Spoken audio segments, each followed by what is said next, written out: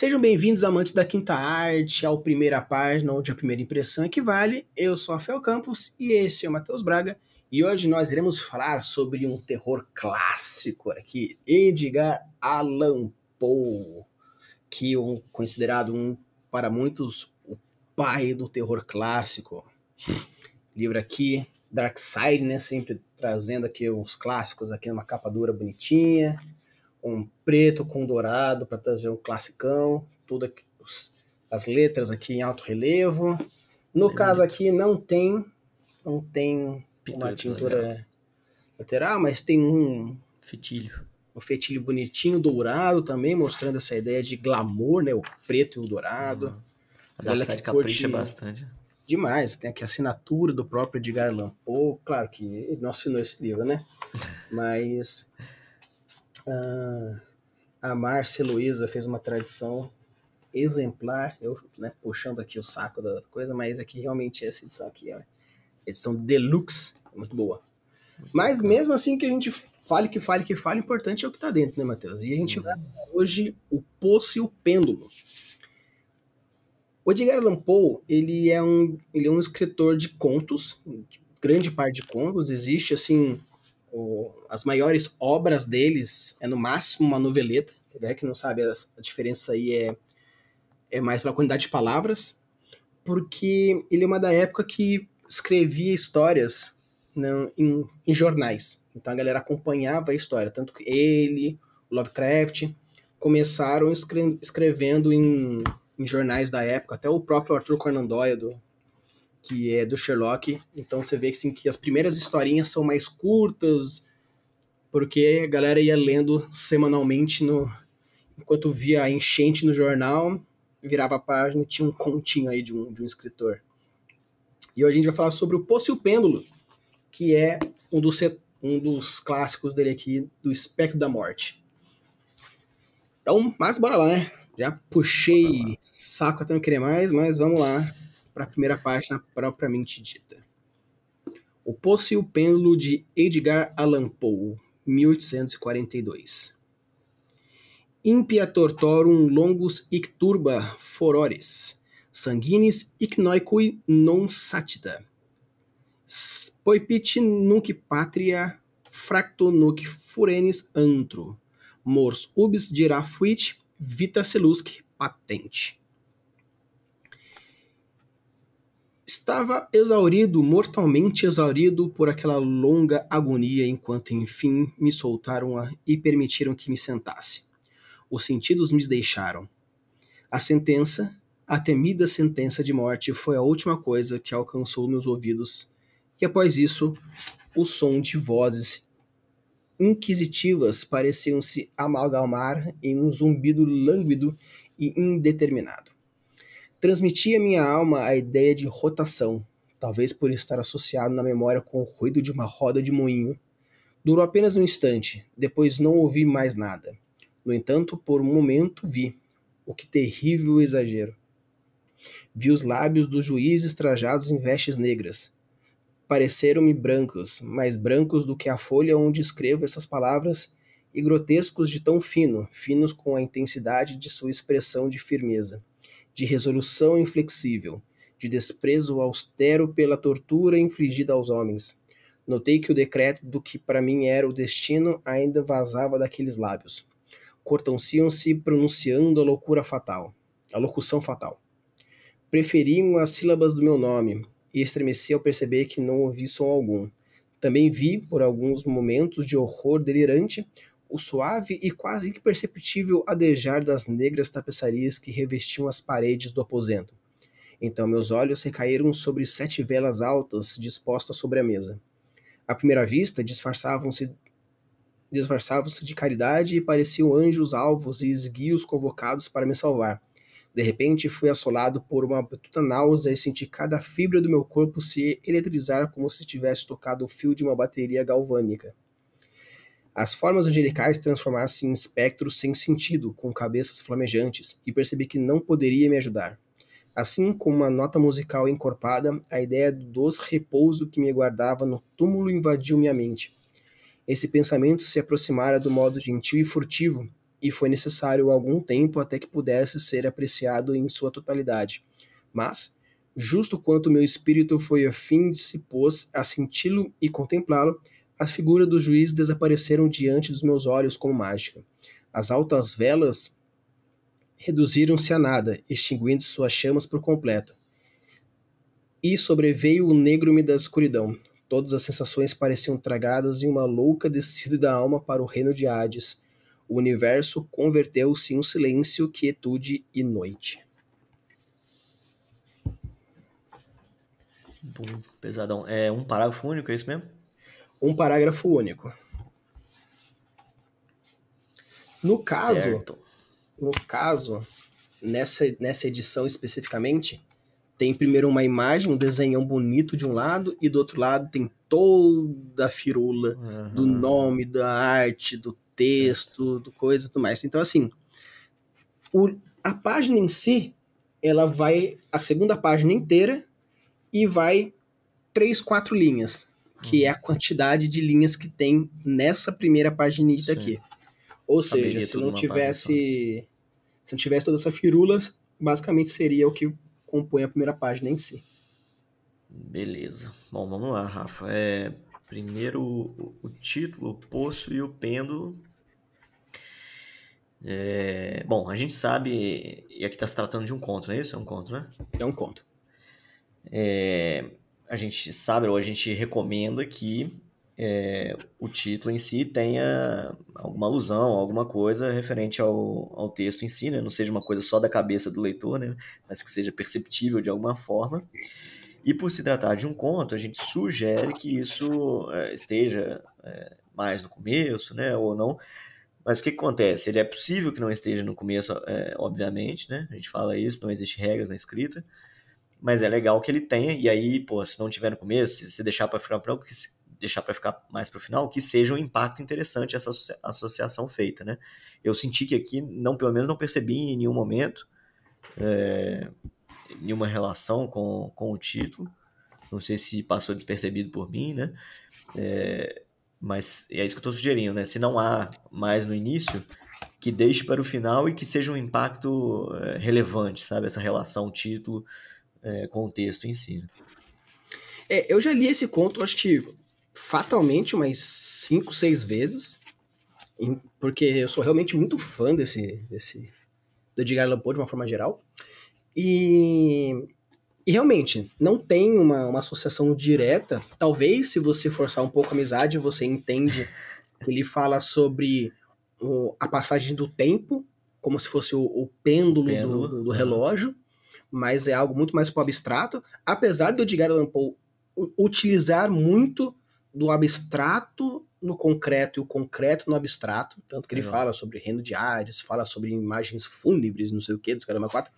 Então ele transforma o que é palpável, no caso a vela, como a luz e o tempo que vai queimando, mas da mesma forma ele pega o que é abstrato e transforma em palpável, tanto que ele converte a solidão dele em o reino de Hades, né? Então se mescla muito o abstrato e o concreto na escrita dele. É bem, bem, bem poético, tanto que normalmente contos que são em primeira pessoa, que são vários deles em primeira pessoa, mas os que trabalham falam sobre tormenta, fatalmente você tem que ler umas 2 vezes, porque você se perde no real e no imaginário da cabeça do enfermo.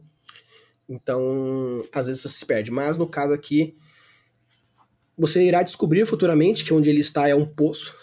E além do fato de ser uma associação abstrata de estar no fundo do poço, porque ele foi condenado à morte. Então, assim, o Edgar Allan Poe, de uma forma geral, ou ele é muito direto, no caso, tem contos que falam A Mansão de Ludwig, que fala sobre a história da mansão de Ludwig, e fala sobre o Ludwig, então, tipo, é direto.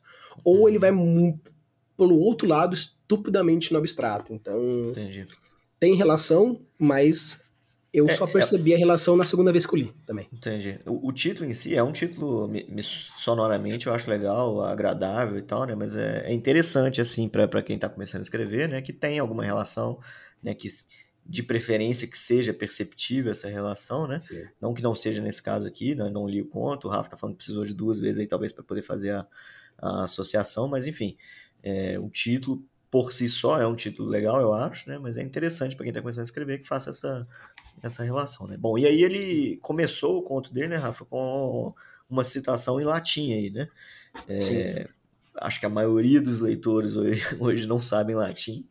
E aí, por isso, né, a editora vai e coloca uma nota de rodapé, né, que o Rafa vai ler pra gente aí agora também, para ver se a gente consegue absorver alguma coisa a mais, né, Sim. disso e fazer alguma associação com a história em si, de fato.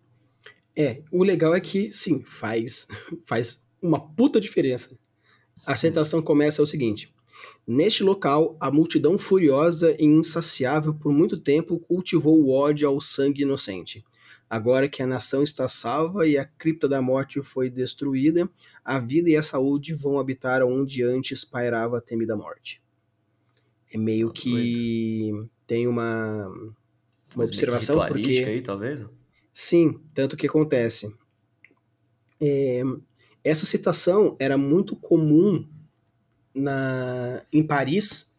Os jacobinos muitas vezes falavam isso, principalmente quando ainda era. Quando, quando os tribunais ainda eram em praça pública, Uhum. após a sentença, seja ela qual for, os jacobinos recitavam Doido. essa, Esse trecho, hein? esse trecho. E, Então, e aí fala, pô, é um sangue inocente, né? Que tá falando, não é isso? isso. Então, ou seja, dá a ideia de que às vezes a pessoa está sendo julgada, ou um sacrifício, né? Ah, o sacrifício da virgem, tipo assim, o sacrifício do sangue inocente, né? É um julgamento talvez injusto, né? Sim. É que como a história é E aí contada na brinca primeira com pessoa, né? Parece o isso, ponto de vista do próprio exato, que eu ia falar, né? protagonista, Aí né? brinca com ele, né? Tipo, será que ele tá Exato. em julgamento, ele tá à beira da morte, ele tá sendo julgado pelos caras? Será que ele fez algo de errado ou não, né? Dá a entender que não, né? Então, Sim. acho que, e de certa forma, e elogiando até o texto em si, é, me soa como quase que roubado uma forma de se criar empatia com o personagem. É um personagem que está à beira da morte, que está à beira de ser julgado, né? Por mais que você pensa, pô, às vezes ele está sendo julgado porque ele fez algum crime, cometeu algum crime, ainda assim você cria empatia, né? Porque ninguém se sente bem estando à beira da morte, né? Não é um sentimento agradável para ninguém, né? Então você já fica a favor do personagem, por mais que você não saiba o que ele tenha cometido, né? Eu acho isso interessante, né? Brincar com isso, porque às vezes o cara é um assassino, às vezes o cara roubou algo, sei lá, de alguém super poderoso, sei lá, vai saber o que ele fez, né? E ainda assim você fica querendo defender o personagem, você tá na pele dele, lendo do ponto de vista dele, você fala, pô, será Sim. que ele merece de fato morrer, né? Vamos dar uma chance para ele e tal. Sim. Até o momento de você saber qual que é, O no crime ou não caso, que ele o fez. crime, dependendo, você pode falar assim, ah, beleza, ele fez isso, mas não merece uma pena de Passível de morte, morte, né? ou você, tipo assim, se sente culpado em acompanhar a história E dele até o torcer por ele até momento, certo ponto. torcendo pra ele, depois você descobre no final que o cara, sei lá, é um genocida, ou, sei Uhum, lá, fez alguma coisa com criança, com mulher e tal. uhum. Então, assim, você fica naquela. E essa brincadeira, eu acho isso muito legal.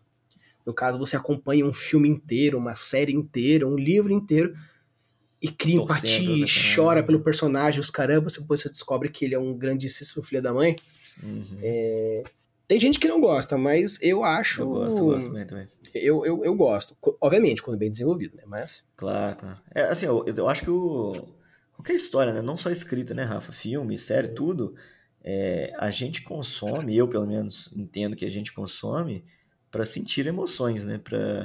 Para ser comovido, né? Não necessariamente no sentido de chorar, mas no sentido daquilo mexer com você, te fazer refletir, te fazer Sim, ter sentimentos, né? Senão, não sei por que você estaria vendo. É claro que até, pô, comédia, por mais simples que seja, você tá ali pra rir do negócio, né? O drama você tá ali pra se emocionar, né? Então, assim, eu acho que a ideia, a proposta da contação de histórias, seja em texto, seja em audiovisual, é nesse sentido, né? E aí ele brinca com isso, brinca entre aspas, né?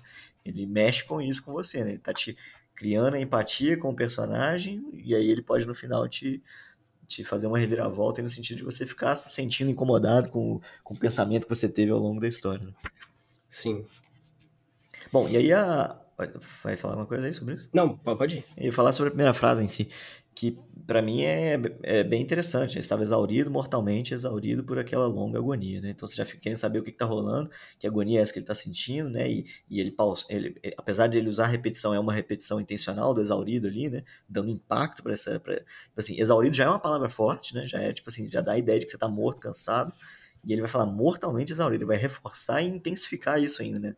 Vai levar para um nível acima de mostrar o desgaste do personagem mesmo, né? Uma agonia. Então, assim, ele já traz esse incômodo na primeira frase, que é um pouco do tom da história até então, nessa primeira página que a gente leu. Você já fica com essa agonia o tempo todo sentindo ela, né? Então, acho que ele foi super feliz aí nessa primeira frase, né? A gente, como leitor e escritor moderno, a gente faz aquela sugestãozinha de que um enter ali caberia e daria um impacto maior para essa primeira frase, né? Porque logo ele já dá uma sequência, quando enfim me soltaram, né? Então, acho que perde talvez um pouco, quebra um pouco do poder da primeira frase, quando ele já emenda no me soltaram, sabe? Mas é uma primeira fase para mim de impacto e bastante interessante. Sim, né, considerando 1842, né, que quando foi publicado isso aqui, mas eu realmente gostei bastante dessa primeira, gosto bastante de como ele desenvolve isso, tanto que um dos motivos que me convence, que, né, os criativos me convenceram a mudar para a primeira pessoa foi as histórias do Edgar Allan Poe. Eu vi que era possível sim escrever histórias incríveis seguindo a cabeça de uma única pessoa. Então, e é bem legal porque no caso, quando ele fala o texto como todo, porque é um parágrafão único,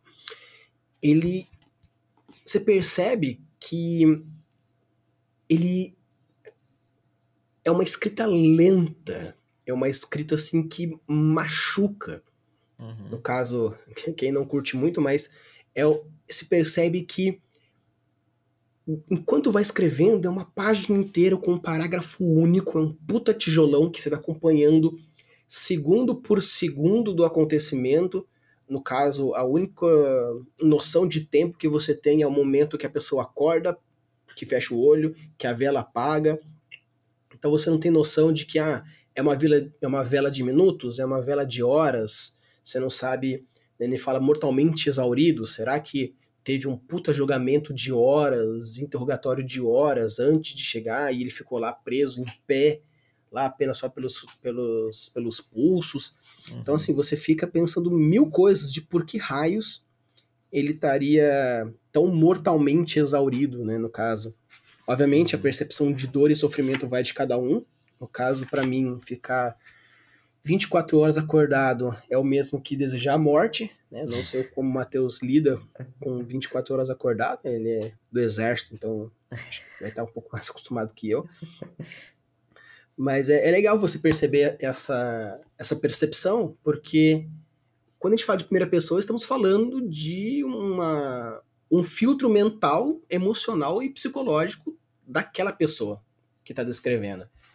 A mesma situação pode ser descrita e percebida de formas diferentes. Então eu acho bem legal essa ideia. E no caso, você percebe que ele brinca um pouco tanto com o catolicismo, né, falando das vestes brancas angelicais, mas num momento ele mete um reino de Hades, ao invés de falar inferno, né? Então eu gostei porque fica aquela ideia assim, no caso, ele é cristão ou ele é, no caso, pagão? Fica com essa dúvida assim de que porque ele referenciou os anjos no momento que ele estava presente dos julgadores, mas no momento que está sozinho ele mete Hades. É uma coisa estupidamente pequena, com uma única palavra, mas eu fiquei com essa. Mas você fica com essa ideia de. Por quê? Porque uma coisa que a gente fala bastante é: se você escolher uma palavra, uma citação ou uma ideia, em tese, ela tem que ter um motivo X. Exato. Então. É bem pontual, porém acho interessante. Evite, assim, ó, dica para novos escritores, né? Evitar de colocar coisas só por colocar, só para dar volume, só para encher linguiça, né? Coloca pensado, né? O que você está escrevendo tem que ter uma função, né? Sim. E isso, assim, é algo que às vezes no primeiro momento pode parecer difícil, mas tem muito a ver também com planejar o seu texto, né? Eu, quando comecei a escrever, não planejava, eu ia escrevendo da cabeça, né? E aí sai muita coisa, às vezes, sem função. Sai uma coisa que você escreveu ali só para colocar, para completar a frase, tal, não sei o quê, mas que na hora que você vai ler o texto como um todo, não havia necessidade de estar ali, né? Nesse caso que o Rafa está comentando é que, em princípio, pode parecer que não tenha função, né? Parecer ter até uma inconsistência, mas às vezes é proposital, né? O É, Edgar Allan Poe colocou justamente para criar essa reflexão, pô, será o que esse cara, qual que é a religião dele, né? O que ele é. acredita, né? No caso é proposital, porque o punch da Tem história a ver com... tem tudo a ver com isso. Tudo a ver Uhum, com o que ele acredita, o que ele defende. uhum, Né? Então, assim, no caso, no caso do Matheus comentando, né, que ele no começo, ele era mais, que a gente chama de escritor arquiteto e os jardineiro. jardineiros têm mais ou menos essa diferença. Eu era o O arquiteto jardineiro. é aquele que pensa um pouco mais e vai, não, porque eu quero colocar essa cena com isso, aquele outro, aquele outro, aquele outro. E tem o jardineiro. E no caso, nós somos arquitetos e jardineiros em diferentes intensidades. Fala assim, eu sou 100% arquiteto, sou 100% jardineiro. Não existe. Mas Não existe tem os como. que é mais ou menos. E no caso, você pode ser alguém que escreve da cabeça e vai coisando. Só que na hora da revisão é muito mais trabalhoso. Quem Uhum. planeja antes, a revisão é um pouco mais rápida. Sucinta, né? No frigir dos ovos, a quantidade de tempo gasto é a mesma. A diferença é que o jardineiro escreve mais rápido e revisa mais devagar. O arquiteto ele escreve mais devagar porque ele já está meio que no processo de revisão enquanto vai fazendo. Planejando a história, Né? exato. Mas no frigir dos ovos dá mais ou menos a mesma coisa. E então assim é interessante que apesar de ser uma história extremamente poética e difícil pra caramba, muitas vezes eu travei Uhum. em diversas palavras que na primeira vez que eu li eu eu passei reto, meio que não entendi a palavra, mas segui o baile pelo contexto. Depois, na segunda, na terceira vez, eu não entendia e ia atrás do dicionário para ter uma ideia um pouco mais profunda, para saber se tinha algum outro significado ou alguma coisa um pouco mais profunda. E às vezes tinha. Então, a minha experiência de leitura foi diferente na primeira para com a segunda, seguindo essa ideia. Mas é um outro ponto que é interessante. Nós estamos falando de uma história escrita em 1842. Então, acredito eu que essas palavras eram relativamente comuns. Pode ser que algumas pode ser até rebuscada demais até para aquela época. Mas cuidado na hora que você for colocar algumas palavras, porque se não for compatível, pode gerar uma estranheza desnecessária. Se a Uhum. história, não, eu quero uma história ambientada. Você pode escrever uma história ambientada no século XVI e falar um português normal, porque meio que para entender, não precisa contextualizar tão profundamente. Então, cuidado com algumas palavras. Eu já li histórias onde parecia que a pessoa aprendeu uma palavra nova e quis colocar no livro. Uhum. Tudo bonitinho, bonitinho, bonitinho. Aí chegava e falava, o personagem do nada soltava. Não, porque essa, essa reunião está insalubre. A única palavra mais Rebuscado. portugalmente antiga foi insalubre, sem conexão nenhuma, me tirou totalmente da história. Então, cuidado com na hora que você for utilizar. É aquele ponto que a gente comentou, né? Cuidado com o que for usar, mas eu acho Exato. que é pontual. E uma outra coisa, Rafa, que me passa assim, talvez um ponto negativo, não sei, né? Porque é aquilo que a gente fala, não existe certo e errado, se bem feito, se proposital, vai dar certo, né? O personagem cita em algum momento, a gente tá lidando aqui com o embate, porra, ele tá sendo julgado, tá à beira da morte e tal, né? Só que ele cita em algum momento que ele tá escrevendo essa história, né, numa folha branca, então, a princípio dá a entender que isso já se passou, né, e que ele sobreviveu, né? Então, assim, de certa forma você já sabe o desfecho que pode acontecer, que de alguma forma ele vai sobreviver, só que aí você gera também a questão, né, pô, e aí, como que ele fez para sobreviver? Talvez o grande conflito seja esse na sua mente, né, como é que ele vai se desdobrar dessa se ele tá à beira de ser julgado, à beira de ser condenado à morte, né? Sim. talvez seja interessante omitir que ele estaria escrevendo isso, pra gente criar o conflito de, porra, ele vai morrer ou ele vai ficar vivo, né? Ou esse segundo ponto, que é o que o Edgar Allan Poe colocou, que ele já está escrevendo a história, então teoricamente ele já sobreviveu, a não ser que isso seja também um texto escrito pós-morte, né? Lá no céu ou no inferno, sabe-se lá onde. Mas enfim, tem essa questão aí que fica na cabeça do leitor aí também. Sim. Existem diversas, né, ele pode ter sobrevivido, ele pode estar no inferno, ele pode estar escrevendo nos últimos instantes antes de perder a cabeça. Tem aí Concederam ele aí, né? né? Quais são as suas últimas palavras? O maluco lá escreve um puta textão. Exato. Né? Mas sim, no primeiro instante eu fiquei com isso, mas depois eu comecei. Porque quando vira a página, você imerge num texto de percepção sensoriais que no final das contas você até esquece. Mas ele tem que virar a página para você poder mergulhar nessa tensão. Mas é aquilo, né, Matheus? É só a primeira página. Claro, e aí? Tem muito mais você viraria ou não viraria, então? Então, Rafa, eu gostei muito da primeira frase, gosto de escritas poéticas, às vezes elas perdem um pouco a gente no que está rolando na história de fato, mas ela, de outra forma também, ela te cativa, ela vai te envolvendo de uma forma assim mais abstrata, né, e tal. Eu acho isso interessante. Gosto de como ele fechou a história também. Eu não sei, eu acho que talvez por ser poético demais um pouco, me perderia alguns pontos aqui. Mas não a ponto de me fazer não virar a página. Eu viraria.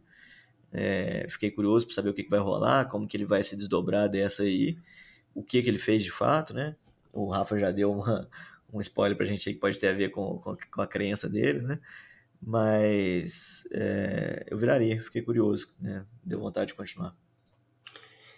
Eu já meio que dei um spoiler dizendo, né? Porque não virei uma, duas, mas 1000 vezes, virei umas 5, 6 vezes.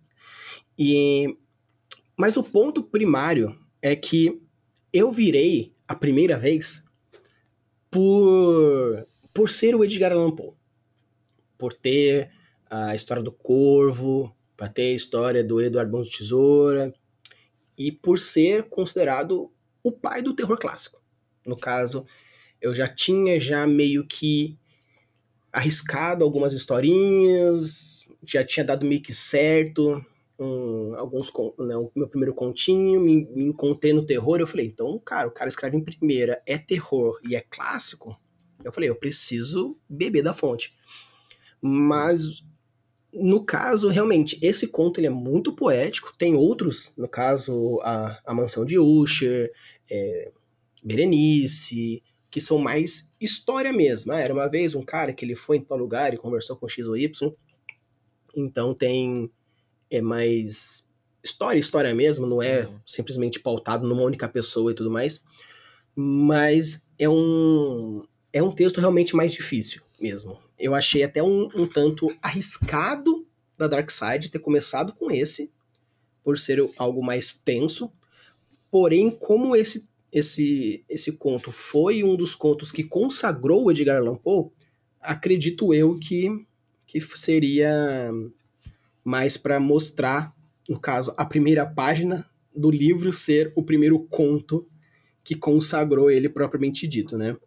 Tanto que tem a história do Corvo aqui dentro daqui, que é o que deixou ele mais famoso, pelo menos atualmente por filme, série, etc. Mas sim, virarei mais vezes, porque irei retomar a leitura, eu gosto bastante. Mas tem esses pontos que realmente é um clássico, é um autor que eu gosto, porém, de uma forma geral, de escrita ficaria naquela, por ser poético demais, me exigir demais. É um nicho muito específico, talvez, né, Rafa? O público-alvo muito específico, né? Então, assim, é aquilo de novo, né? Não tem certo, não tem errado. Se você fez para um público-alvo que gosta desse estilo de escrita mais cheio de analogias, cheio dessa escrita mais abstrata, né? Ok, sem problema nenhum, mas você tem a consciência de que você pode perder leitores nesse sentido também, né? Sim, tanto que esse conto me influenciou demais no meu conto da autópsia de ninguém, principalmente com algumas analogias que tem lá e a pegada que é feito, mas realmente, no próprio conto, eu dou uma bela aliviada nas metáforas para poder entrar um pouco mais técnico, porque é uma autópsia, então eu queria focar na autópsia, não no ambiente terrorizante em volta, apesar de que meio que eu consegui mesclar bonitinho. Mas assim, é aquilo. Timbre, tom e principalmente público-alvo. Você pode escrever a mesma história para diversos públicos, mas vai mudar as palavras, o como, porém é tudo feito de maneira geral. Então, pessoal, espero que vocês tenham gostado. Deixa o like, se inscreve no canal se você chegou até aqui. Diz pra gente se você viraria ou não viraria essa história, se você pendularia para o outro lado.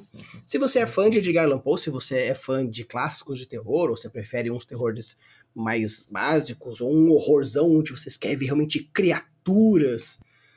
Então, deixa aqui nos comentários se você viraria ou não viraria, se você conhece Edgar Allan Poe. E também deixa aqui nos comentários alguma indicação de algum livro, algum conto, do próprio Edgar Allan Poe. Eu gosto muito da Casa de Usher, por exemplo, porque fala um pouco sobre essa questão do fantástico, mais fantasia. Podemos falar sem problema nenhum. E claro, você é escritor, você é escritora, tem aqui o linkzinho para você mandar a sua primeira página e assim de ter esse papo bem legal. Beleza? Então, bora ler!